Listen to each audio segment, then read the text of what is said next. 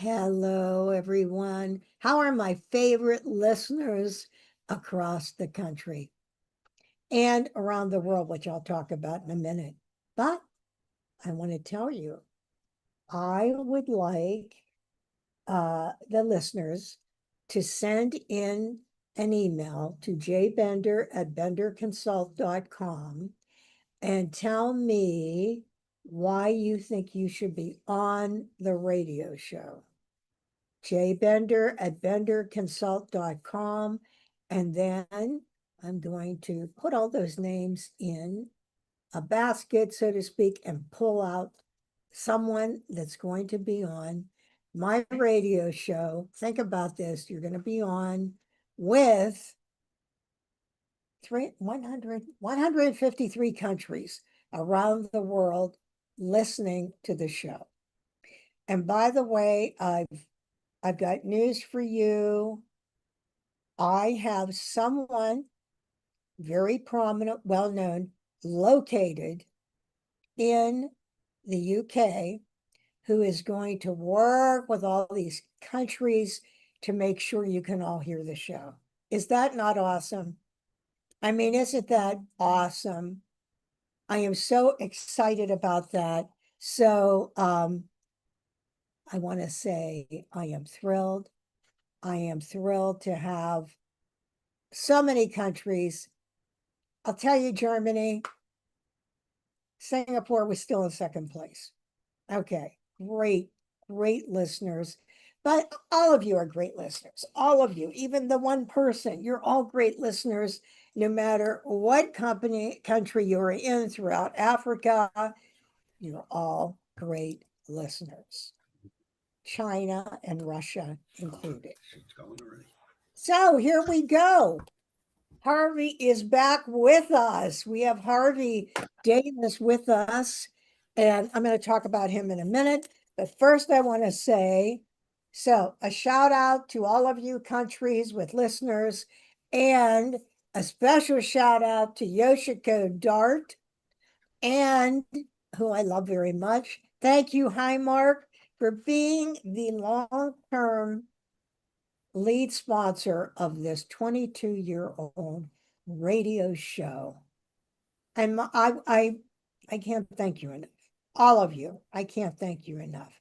So I was so excited about today because, as you know, I live with epilepsy. I'm the CEO and founder of Bender Consulting Services, a company that focuses on the competitive employment of people with disabilities, and chair of the Bender Leadership Academy. So I'm all about employment, all about finding employment for people with disabilities, which have found thousands of jobs for people with disabilities.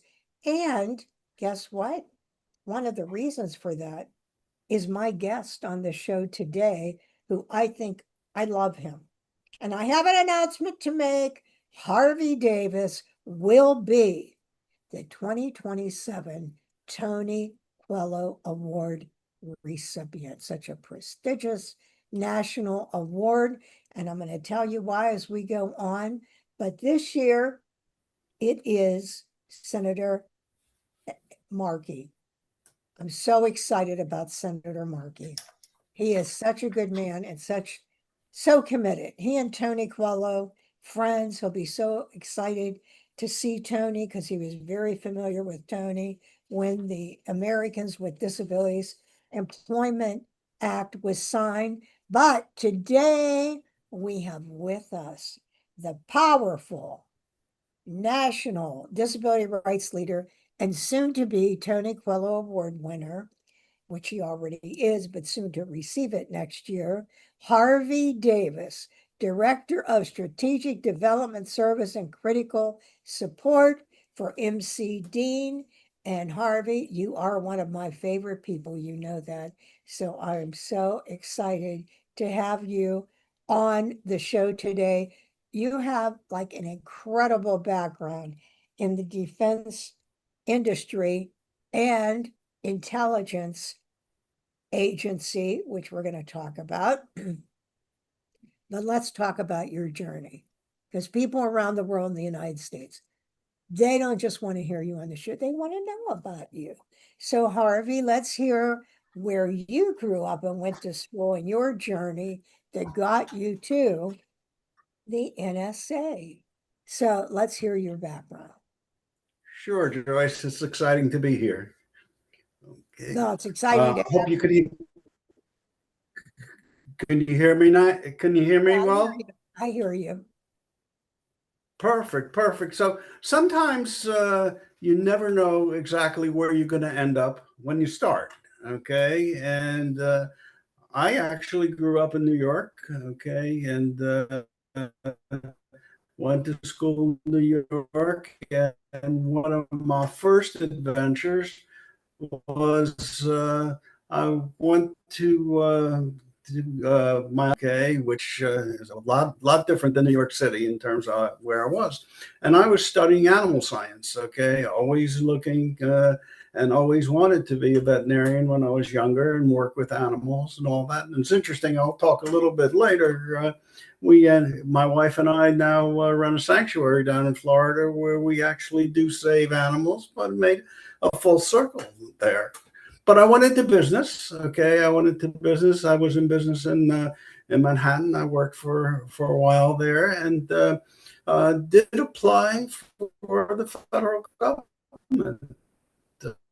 Okay, down in D.C. through some contacts that I knew, and that job came through, and I said, well, I never worked for the government, never considered working for the government. Okay.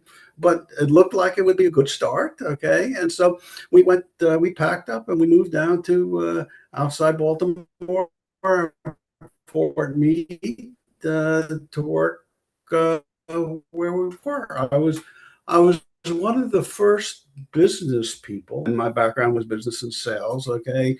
NSA, as you no, it's a highly technical agency with a lot of technical people and business and contracts and things like that were not anybody's great desire to do. So they hired somebody from the out. I worked there. About the first third of my career, I was on the business side.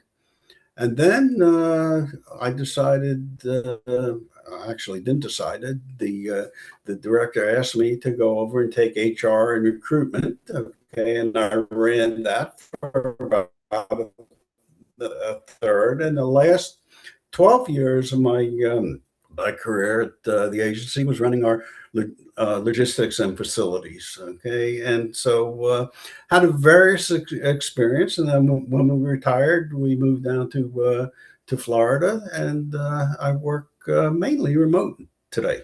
So that's the short story of me. So, you are in Florida now. Correct.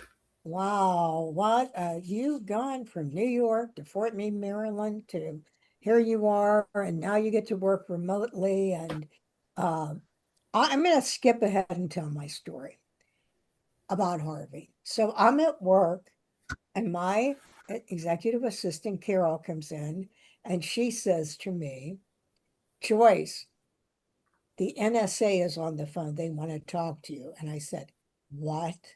Oh my God, the NSA." I'm thinking, what did we do wrong? It's the NSA.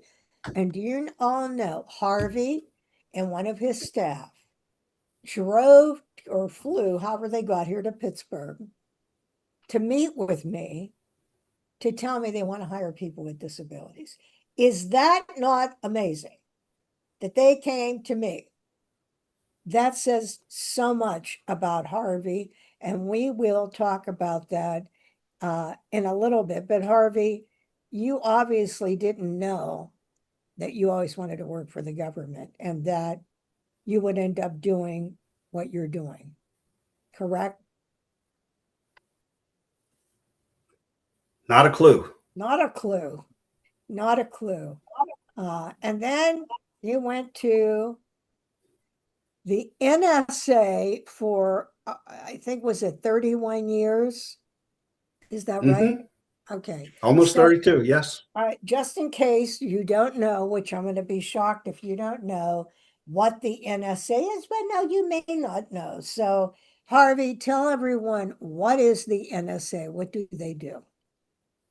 Okay. NSA is the part of the intelligence community that focuses on foreign communications, okay, as well as protecting the United States communications. And that's about all I'm going to say. Well, I know that because when I would find employment for someone to work at the NSA, and I'd say, "Where do you work?" They'd say, "Defense." They wouldn't say they work for the NSA. They'd say, "Defense. I work in the defense industry." And I could tell, wow, he is real. They are really trained well at the NSA. So if you're listening, keep in mind intelligence, security. Think of like the CIA, just in case you don't understand what I mean. It is high level security. Like when I went there, I thought I was, you have to go through, of course, and, you know, security, you have to be checked, scanned, all of that. And so here's my purse, here's my phone, here's everything. I walk through, come back. Can you believe the Bluetooth in my hearing aid? I had to go back and leave that. I mean, well, of course, I knew no watch, no Apple Watch, because they have to know you're not trying to like record something, take photographs of something. And you know what? It was such an honor to be there. It really was, because I'm thinking Americans with disabilities protecting our country. How awesome to be able to say that. When people with disabilities can't even find jobs. And Harvey, I'll bet you noticed that, but can you tell us sort of what your job was at the NSA? Like what you were, we'll say this, what were you over? What area did you work in? Or can you not tell that either? Yeah, I think you're asking me what I did for the agency. Yeah.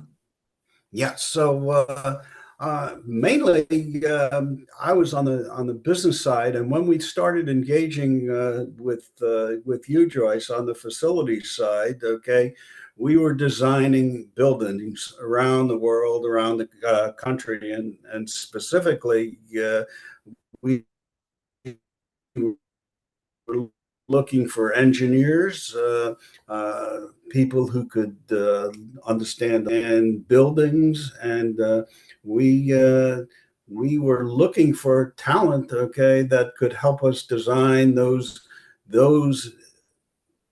critical buildings and systems that supported the agency. So we started our look in terms of engineering. Wow. Oh, yes, you hired engineers, computer sciences, linguistics, all these people. And as I said, what an honor. Every time I would recruit someone, they'd say to me, the NSA, what am I going to do at the NSA? But, people don't realize there are so many different jobs. Everyone thinks So everyone is a spy, but no, they're not. interesting.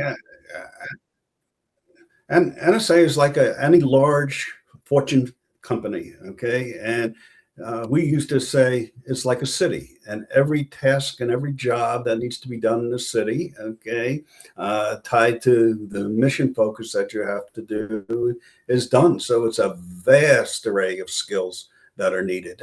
And as I look at other companies, I've been out in the private sector and all that, it's very similar, Joyce, in terms of the vast array of skills that are needed to run a company. Okay.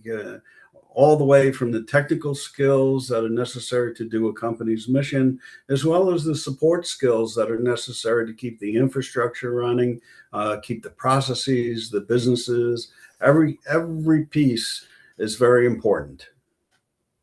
Every piece, it is every piece. Well, we're going to talk a lot more about this, but right now we have to go to break. If you joined us, we're talking to Harvey Davis, next year's Tony Quello Award winner, Director of Strategic Development Service and Critical Support at MC Dean.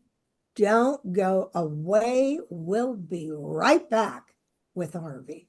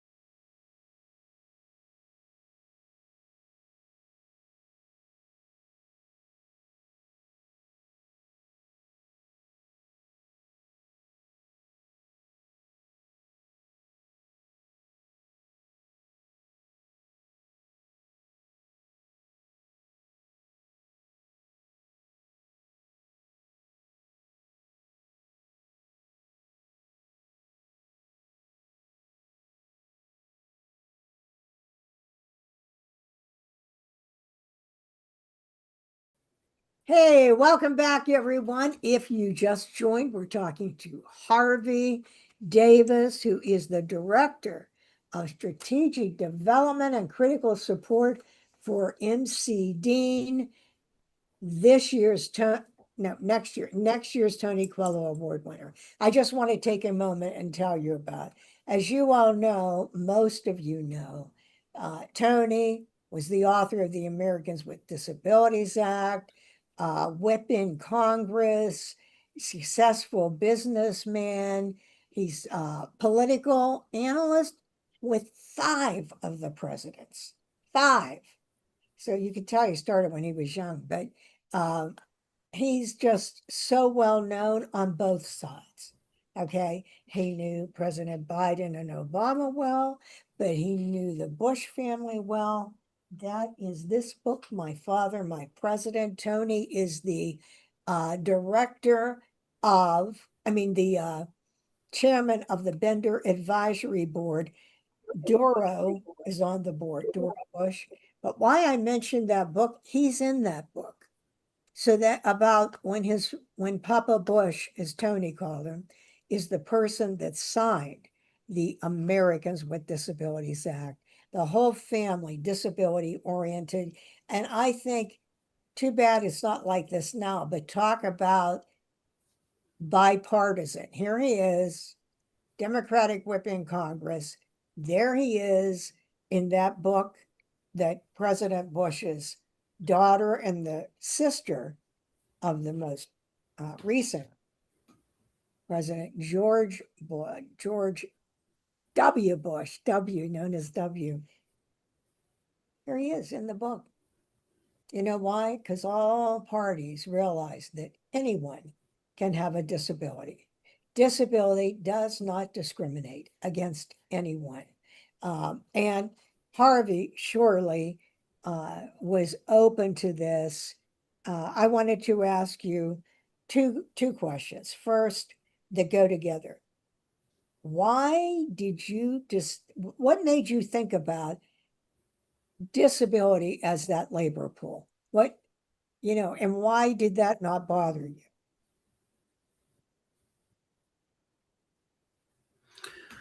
So Joyce, I come at it from a little different angle, okay, in terms of where we look at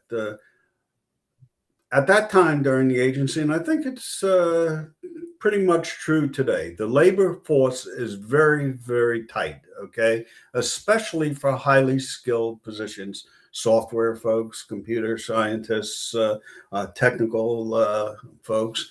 And so the competition is very fierce. So why not look at places where people are not looking normally?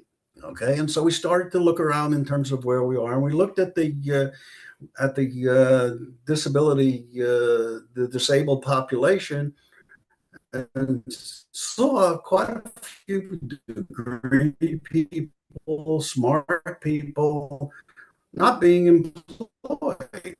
Okay, and we said, well, why don't we go after them? Okay, in terms of where we are, because it's a rich pool to look at. I want to and disability. Right, the first thought is what is the ability, okay, of that person, and what can they bring to the job? And that population was a pool that we said we're going to go chase skill. Yeah, skill, not are they able-bodied or have a disability, just skill, talent. And Right. by the way, The I forgot skill to, first. yep. Skill first. Okay. Disability second. Well, I want to, and that's the way it should be. My feeling, paychecks, not pity. People with disabilities have to be treated equal. Do a good job, move up. Don't do a good job, you don't have a job. But that's the only way people with disabilities will be successful if they are judged like everyone else. I forgot to mention, I was going to mention when we came back, if you're watching on YouTube and you're noticing it looks a little fuzzy behind Harvey, and sometimes there's a little delay. Okay, he's in a thunderstorm. But that, I want to tell you what, he could be in a hurricane and he still would try to be on this show. That's just what Harvey Davis is like. So I just wanted you all to know. But as I said, he's not like, okay, I'm not going to do it. He's going to do it no matter what. So just so you know that. So, Harvey, people with disabilities, if they have a significant disability, such as being blind or deaf or epilepsy, have like the highest unemployment of any group when it's significant. And yet, it did not bother you. So the question I have is why? Why did it not bother you? Like Joyce, at like the just so end you of all the know, the day, first it's first person he hired was a person living with quadriplegia. Go ahead. yeah. So it's the skill set that the people bring to the table. So interesting. Let's talk about engineering for an example. Okay, the engineers we brought on were all degreed. Um, very, very well, did well in school, well resumes. So we hired probably initially a dozen or so people who were deaf. Okay. And, 95% of the work that's being done in engineering is on the computer. Okay. You talk to people in email and text and all that. How would you even know anybody's deaf? Okay. And it's not relevant to the job. Okay. But what's interesting is in terms of communications, my workforce came to me and actually asked for a class in ASL, okay, American Sign Language, and we actually uh, brought a teacher in and weekly, okay, my existing workforce, okay, was learning ASL. I actually attended with them, except I couldn't learn the language. It was too difficult for me. Okay. But any, anybody who can learn ASL is smart in my mind. Okay. And, way beyond and so there's no diminished capability, okay, that I see there. Okay. You know, in terms of the paraplegics, we had we had to make some physical accommodations. Okay. But that didn't affect at the end of the day the contribution that these people would make to the mission and the work that we had to do. So it's all about everything else becomes secondary when they're actually producing. Yeah. Well, thank you. Too bad we don't all think like that in America, right, Jennifer? Indeed. Yeah, it is time for our news break. Mathis on the mic with Jennifer Mathis. Welcome, Jennifer. And what news do you have for us today? So I just wanted to highlight something that happened last week. This is not anything that is sort of an action item or things that people need to necessarily do something about or contact somebody about, but just an FYI that the Secretary of Health and Human Services, HHS, last week on Monday, May 4th, held a really interesting summit, a mental health summit on overprescription of psychiatric medications. And this was a summit that got a lot of press, and I think it raised some very interesting issues for people to understand and think about. It brought together, I would say, unusual bedfellows. I think it is fair to say that this administration's approach to mental health has been, I would say, often somewhat destructive or, uh, really dismissive of the concerns of people with psychiatric disabilities. We have seen some very, very wrong-headed policies suggesting that people with mental health disabilities should be institutionalized, that we should not have them in housing where they get housing first and can work on services at their own pace, um, things that have worked for decades.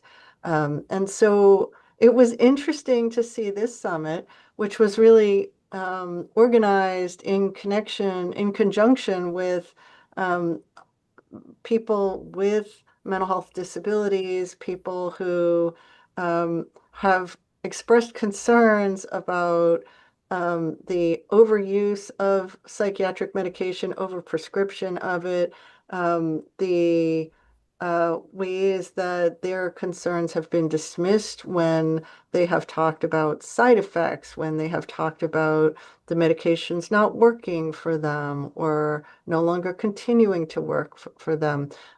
the use of polypharmacy, that, when somebody is on a medication that stops working, that then there's another one added and another one added and another one added, and, none are taken away. The fact that when people say they no longer want to be on a medication because of either the side effects or the fact that it's not working anymore, that there's a great reluctance among professionals to help people get off of the medication, that there's a general lack of knowledge and training on how to help people safely get off of the medications without extreme physical effects. And so it was very interesting to see this summit happen, and people came in and told their stories about what happened to them, some really heart-wrenching, harrowing stories about people's experiences that they have gone through. And it was accompanied, the summit, by some guidance that the secretary issued that day about overprescription and the need to be balanced in this area, and to understand and respect the role that psychiatric medications play in helping many people, but at the same time saying that the medications are not the only option, that there are other things that may work for some people and may work better than medications, and that people should be supported when they are trying to reduce or get off of a medication that is not working for them anymore, that this should be a process where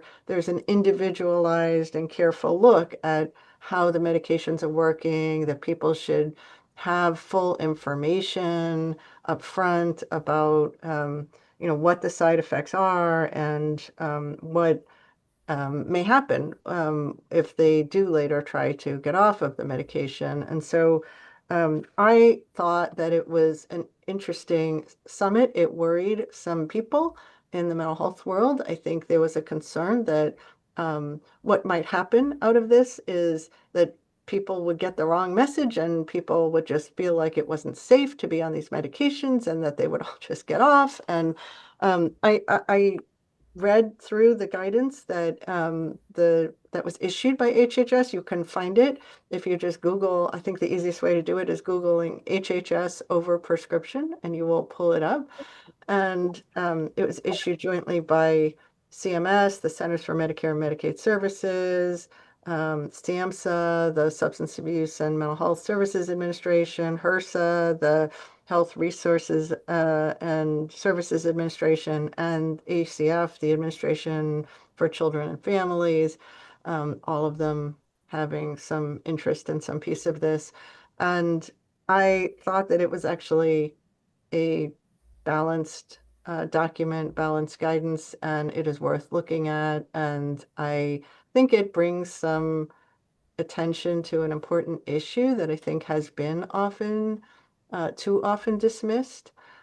So it was interesting to see that from this current HHS. And I am encouraged that, even though I would hope that it would not have the effect that some people are worried about, that it would just scare people into thinking that they should just all, get off of medications, even if they are working for them, or, get that kind of message. But I thought it was an important awareness raising event, and guidance that, Yeah, that's you know, good. That is needed. encouraging. That's encouraging. Well, Jennifer, you'll have to keep us apprised of I what will. happens with that. And as I always say, I know it'll be hard to think of something to talk about, but we will look forward to seeing you next week. Indeed. Thank you so much. Take You're care. welcome. All right. Bye. Bye-bye. We are so honored to have Jennifer. She is one of the leading mental health experts in the United States anytime. whether it's this administration, any administration, if they need an expert to make a comment, they go to Jennifer Mathis, who is the deputy director at the Bazelon Center on Mental Health Law. I'm sure you've seen her. She's in the news. She's frequently quoted in the New York Times and other magazines and articles. So that was encouraging news that she had. So always happy to have her on the show. So, Harvey, I wonder if you would mind sharing with our listeners some success stories that you remember with the people with disabilities that worked at the NSA.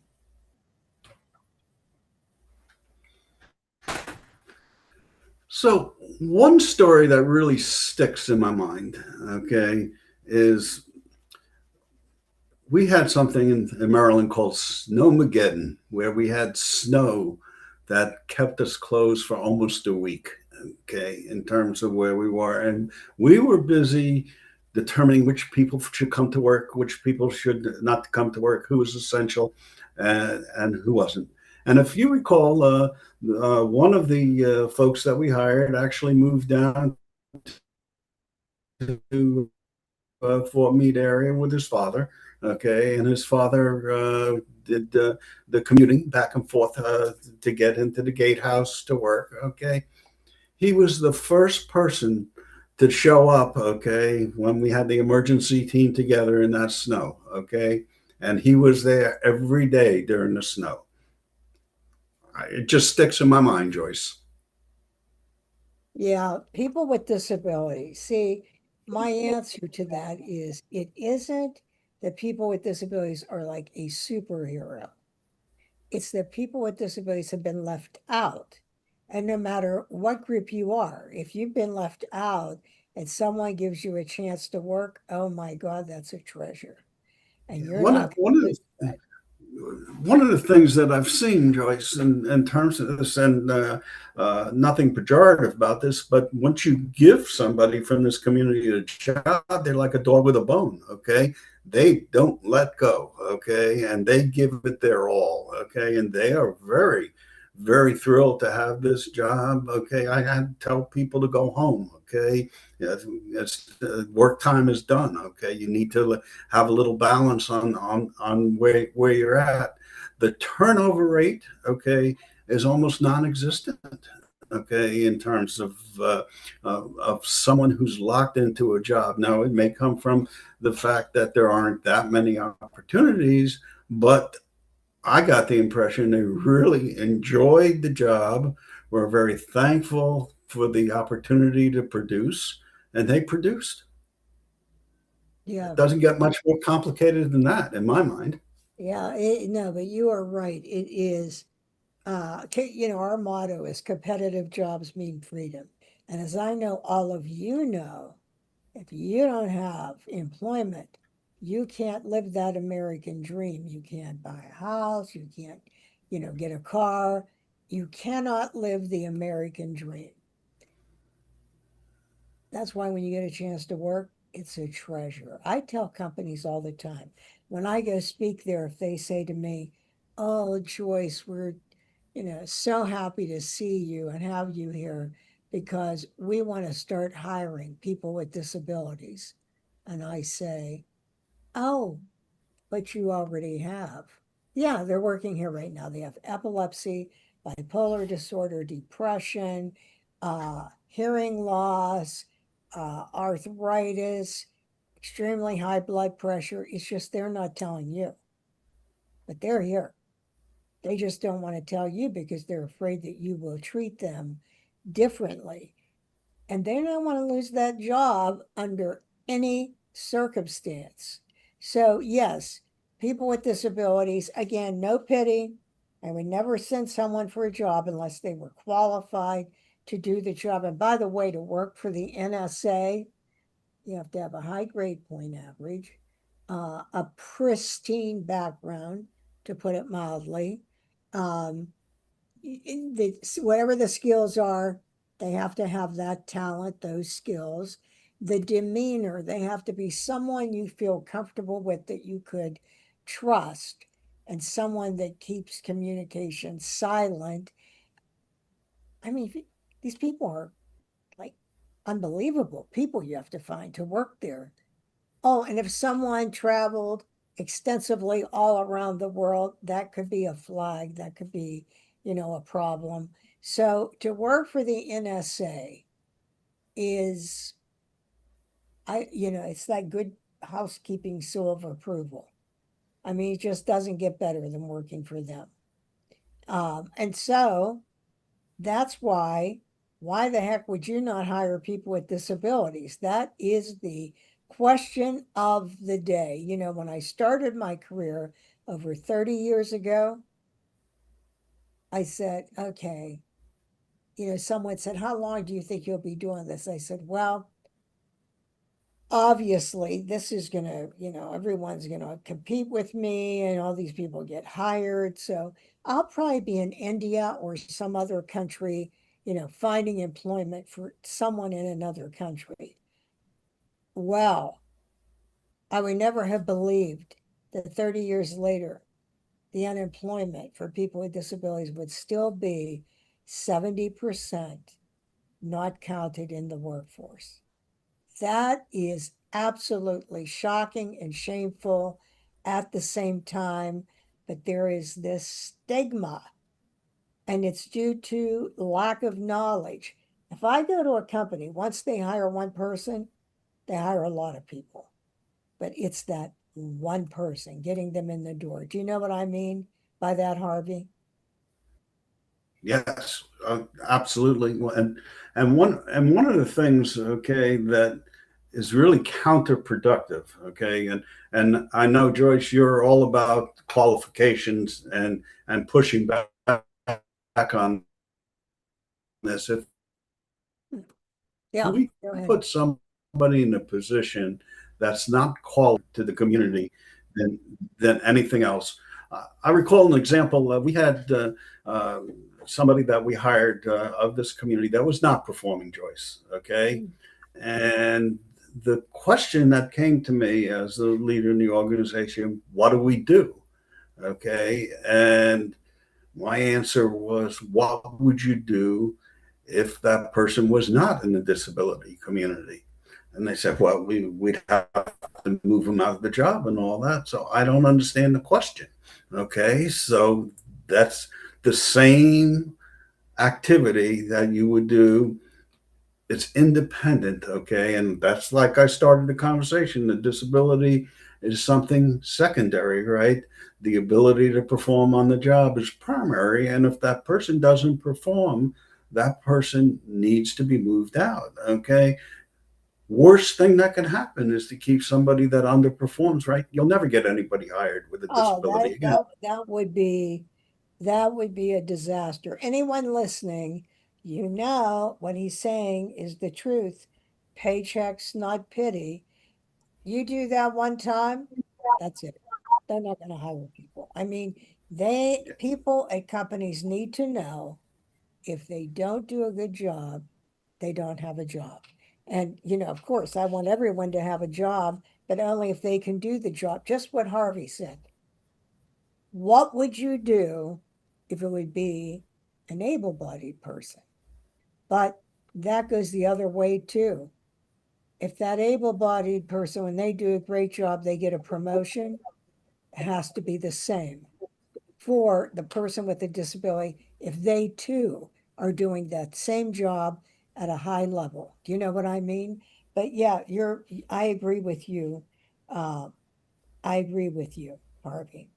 So I wanted to ask you, what advice do you have for young people with disabilities that face obstacle after obstacle?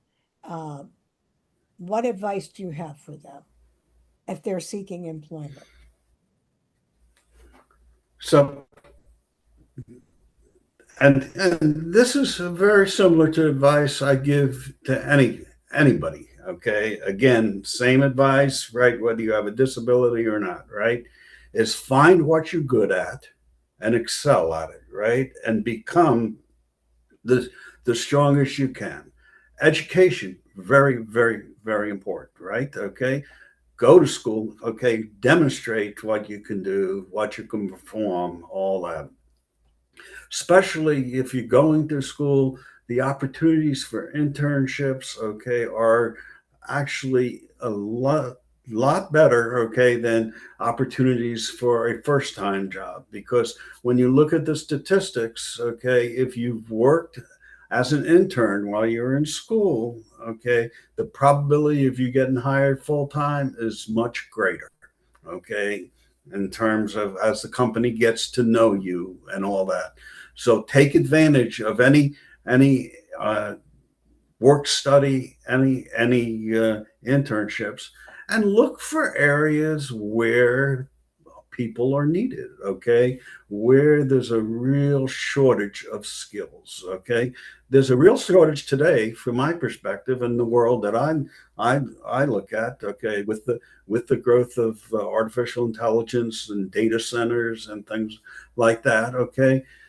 Technicians, okay, people that can actually do work, okay. People today, whether you're an electrician, okay, or a HVAC repairman, or an electrical designer, or a designer of cooling systems, engineer, okay, all these people are in tremendous demand, okay. So my advice is find what you're good at, okay, what you like, and excel at it, okay. One of the things that I tell young people all the time, okay, is and this is an exercise they hate when I make them do this, okay, but sometimes it takes years. I tell them you need to come up with one word to describe yourself. So when somebody in a company thinks, okay, there's a problem, automatically their mind says, "Oh, Joyce is the one to connect with that." Okay, so if you're thinking electrical expert, okay, that's what you are. You need to be the quintessential electrical expert. It took me many years to find my word. Okay, my word is problem solver. Okay, and every job I went to, okay, was a problem, and that's why they put me there. Okay, in terms of where I was. Okay, so I force everybody to find the one word. Okay, that describes them. When someone in business or government has a problem, they think of them immediately. Yeah. That's my What, you know what? shorthand I like advice. that. I'm gonna do that with the Bender Leadership Academy. That's great. Well, before we end the show today, Harvey, my last question is, who is your role model? That, that's a very interesting question. Okay. And I actually think everybody is my role model because I have never met somebody that I haven't learned something from. The worst, uh, the worst leaders and employers that I was with, I learned what not to do. The best people I've learned what ought to do. And so I guess my role model is a combination of everybody if I encountered during my life, and I have good and bad pieces because there's nobody's all good and nobody's all bad. You take the best out of everybody, and that's what you want to be. Yeah. Isn't that is so true. Well, that's a good way to think, Harvey. I want to say again, Harvey Davis is the 2027 Tony Aquillo Award winner, and look for us to be sending out information about that for you. And thank you so much, Harvey, for being with us today. My pleasure. I always end the show with a quote. So this had to be the quote. I use this quote frequently. And that is when the late Governor Dick Thornburgh, who was a major disability rights supporter, and I knew him well, his son had a disability, um, but what a great governor. But when he spoke at New York Law School, he said, you know what? There's a company I really love in the state I was the governor of, Pennsylvania. And keep in mind, he was the Attorney General for President Bush when the ADA was signed. So he said, this company I love in Pennsylvania, they work for the NSA. They send 200 people a year. They've had a 10-year contract. Here's my question. If they can place people with the NSA, what's your excuse for not hiring people? Oh, I say that all the time. You know, I do. I love that quote so much. And in the words of Mary Brocker, when you get up tomorrow, remember, choose joy. You won't be disappointed.